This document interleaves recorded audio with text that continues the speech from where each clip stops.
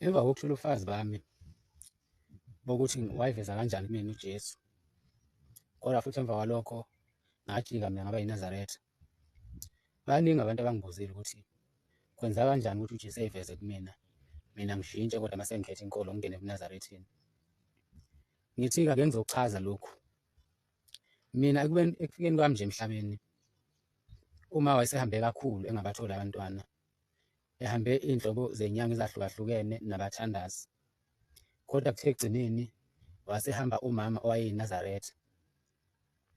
Loyo mama uthi wafika kuye wathi akanikele ngo-2 bob, u-20 cent. Wanikela-ke ngo-2 bob. Emva kwalokho uma wayesekwazi ukuthi ekhulelwe ezale mina. Emva kokuba ekhulelwe ezalwe mina umama, ubese ngithatha futhi esebuyela nami kulowo mama lo, eseyongibonga.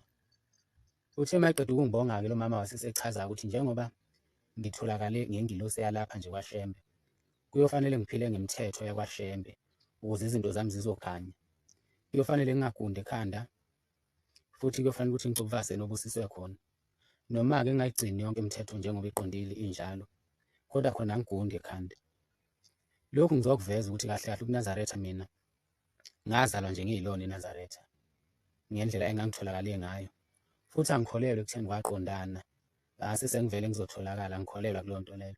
Ngikholelwa ekutheni njengoba ngikhona nje ngaba khona ngenxa kaShembe, njengoba uma wayengichazele lokho, futhi uma waze wadlula emhlabeni engakaze ebe yiNazaretha, kodwa wangitshela ukuthi mina ngatholakala kwaShembe ukuze ngibe khona nje kwenza uShembe.